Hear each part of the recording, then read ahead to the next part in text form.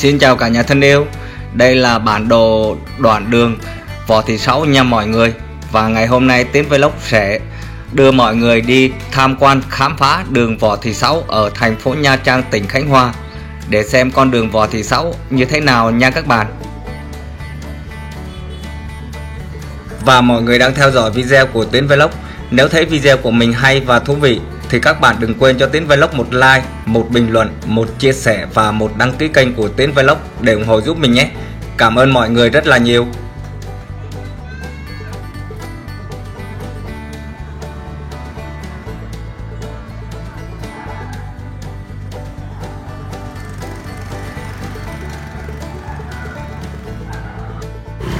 Xin chào tất cả mọi người. Hiện tại thì Tiến Vlog đang đứng tại ngã tư đường Trường Sa giao với đường Dạ Tự và đường Võ Thị Sáu.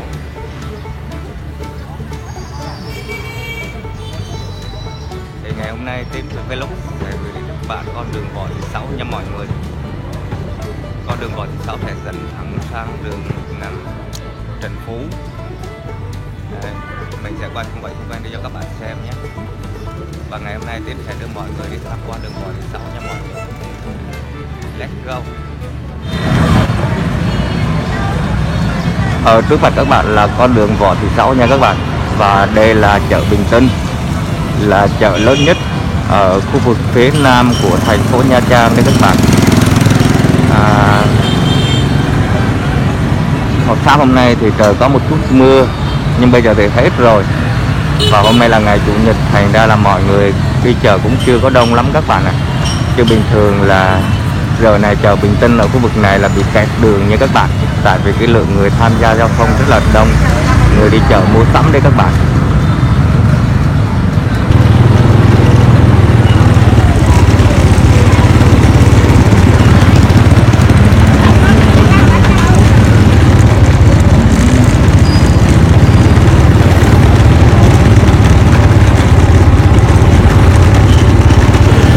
Người ta bán ở hai bên đường rất là đông nha mọi người. Buổi sáng như này họ tranh thủ để ra hai bên lề đường để bán đấy, chứ bình thường đô thị đi qua thì rẻ hết các bạn.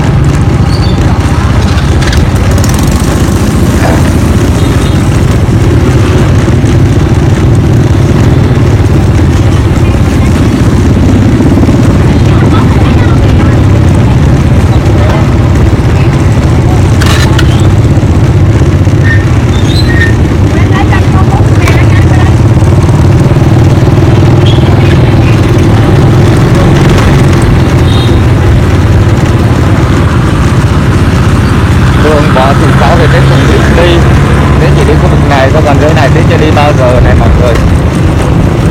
Hôm nay là lần đầu tiên đến đi con đường Võ Thị Sáu đấy các bạn. Ở thành phố Nha Trang nói chung và ở đất nước Việt Nam nói riêng thì mỗi con đường đều gắn liền với một địa danh hay là một doanh nhân anh hùng nào đấy các bạn ạ. Và hôm nay thì nhân tiện đi tham quan con đường Võ Thị Sáu thì Tiến Vlog sẽ giới thiệu sơ qua một chút về tiểu sử của nữ liệt sĩ anh hùng Võ Thị Sáu nha mọi người.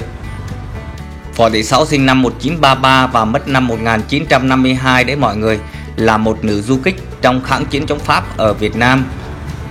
Người nhiều lần thực hiện các cuộc mưu sát nhắm vào các sĩ quan Pháp và những người Việt cộng tác đắc lực với chính quyền thực dân Pháp tại miền Nam Việt Nam lúc bấy giờ đấy các bạn ạ.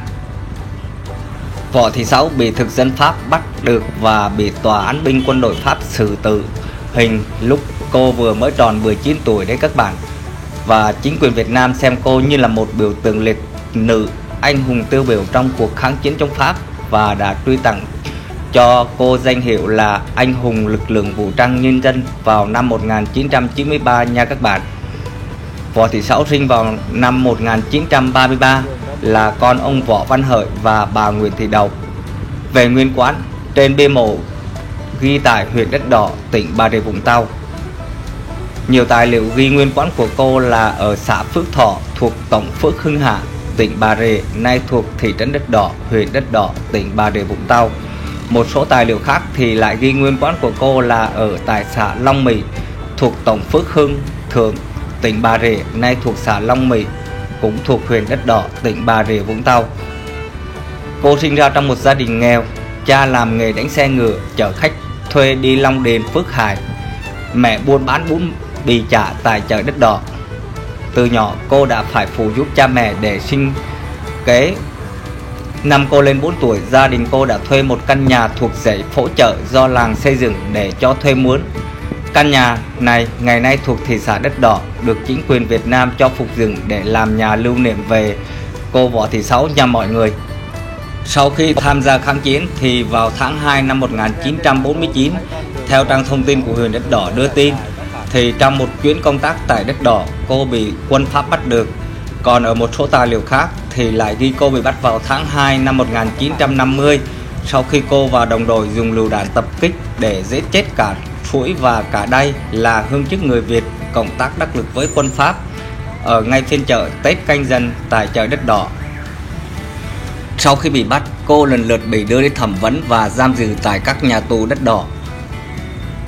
Tòa án binh của quân đội Pháp đã đưa cô ra xét xử với tội danh làm chết một sĩ quan Pháp và 23 người Việt cộng tác với Pháp. Ngay tại phiên tòa đại hình, Võ Thị Sáu đã thể hiện sự dũng cảm bằng những tuyên bố mạnh mẽ tại phiên tòa. Cô đã tuyên bố rằng yêu nước, chống bọn thực dân xâm lược không phải là tội. Và khi quan tòa rung chuông ngắt lời cô, tuyên án tử hình, tịch thu toàn bộ tài sản, cô đã thét lớn lên rằng ta còn mấy thùng rác ở Khám Chí Hòa, tụi bay vô mà tịch thu. Tiếp đó là tiếng hô đả đảo thực dân Pháp, kháng chiến nhất định thắng lợi. Vào thời điểm xử án, cô chưa tròn 18 tuổi, vì vậy các luật sư bảo vệ cô căn cứ vào điểm này để tranh biện nhằm đưa cô thoát khỏi án tử hình. Mặc dù vậy, tòa án binh Pháp vẫn tuyên án tử hình cô. Bản án này đã gây ra chấn động dư luận, gây ra phản đối mạnh mẽ cả tại Việt Nam và ngay tại đất nước Pháp. Chính vì vậy, chính quyền quân sự Pháp không thể công khai thi hành bản án. Cô tiếp tục bị giam cầm tại Khám Chí Hòa cho đến giữa tháng 1 năm 1952 thì bị chính quyền quân sự Pháp chuyển cô ra Côn Đảo để bí mật thi hành án tử hình khi cô đã đủ 18 tuổi. Theo các chứng cứ của các cựu tù Côn Đảo, cô đã được đưa ra đến Côn Đảo vào chiều ngày 21 tháng 1 năm 1952 và bị giam giữ ở trong sở co đối diện với văn phòng giám đốc đảo. Rạng sáng ngày 23 tháng 1 năm 1952, lúc khoảng 5 giờ, cô bị đưa đến văn phòng giám thị trưởng đặt trước sân banh để làm lễ rửa tội. Đến 7 giờ sáng, cô bị đưa đến sân banh phủ và xử bắn tại đây. Những giờ phút cuối khi bị đưa ra Côn Đảo để chuẩn bị xử bắn, trước hôm bị hành hình, cô liên tục hát cho bạn tù nghe những bài ca cách mạng như Lên Đàng, Tiến Quân Ca, Cùng Nhau Đi Hồng Binh, vân vân.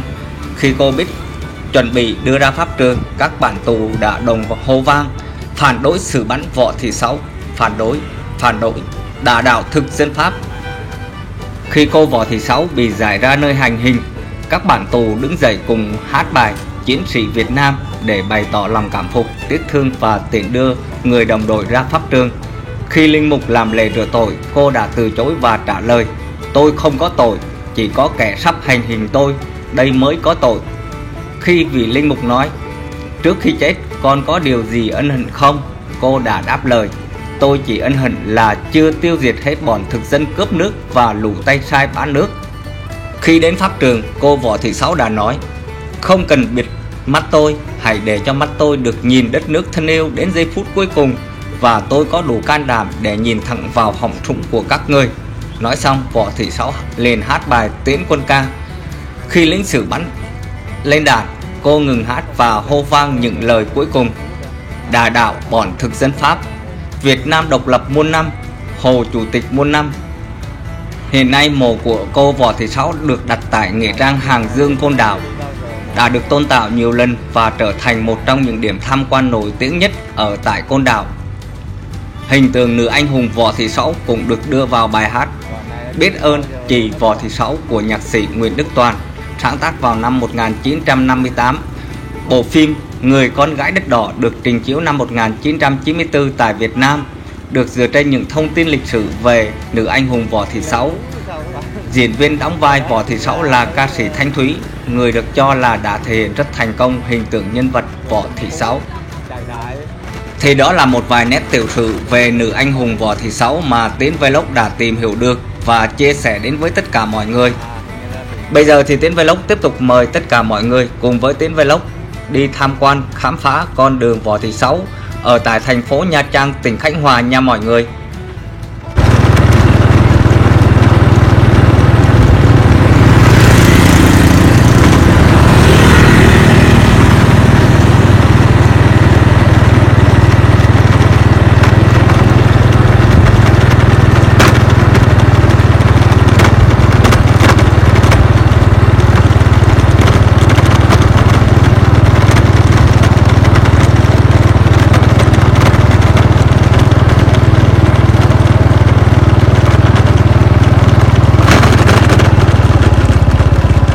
Rồi đây là ra lại đường Trần Phú rồi sao các bạn? Để mình dừng lại đây một chút nha.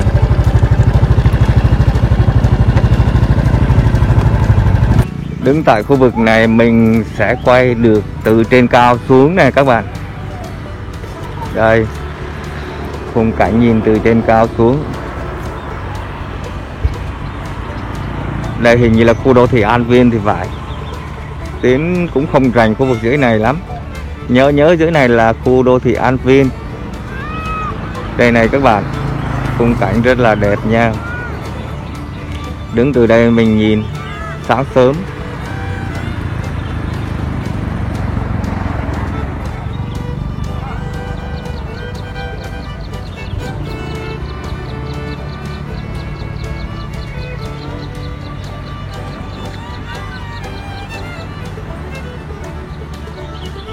Ở đây có một tòa nhà gì đây đang xây dựng đây này các bạn.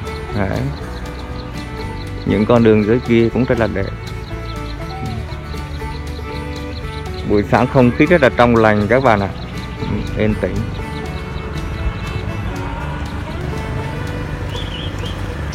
Đây là hướng đi về đường Võ Thị Sáu này các bạn. Hình như Tiến đã đi hết con đường Võ Thị Sáu rồi. Và từ trên đây mình có thể nhìn xuống được phía dưới của con đường Võ Thị Sáu này, những tòa nhà ở phía dưới đấy các bạn, khu vực dân cư sinh sống. Tiến đang đứng ở vị trí trên cao, không biết là vị trí này như thế nào, Tiến cũng không rành lắm. Xin chào tất cả mọi người. Hiện tại bây giờ thì Tiến đang đứng ở một vị trí rất là cao nha các bạn. Đó, Tiến sẽ quay toàn cảnh ở xung quanh khu vực này cho các bạn xem nhé. Ở tại đây thì có một mình Tiến thôi các bạn ạ. Mình đứng có một mình thôi. Khu vực này nằm ở cuối của đường Võ Thị Sáu đấy mọi người.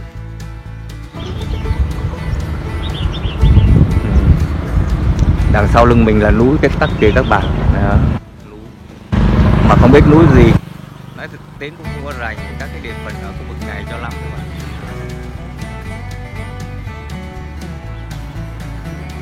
Chỉ có một mình ơn ở đây thôi.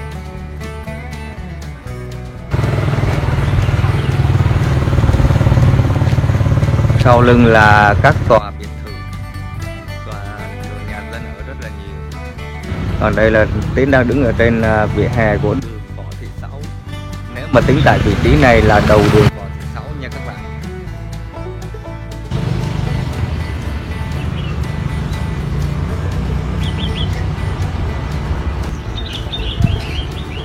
Và video ngày hôm nay của Tiến Vlog xin phép được tạm dừng tại đây nha mọi người.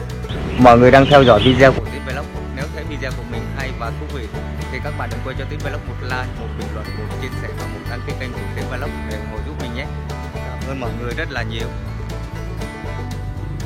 Xin chào và hẹn gặp lại tất cả mọi người ở những video tiếp theo.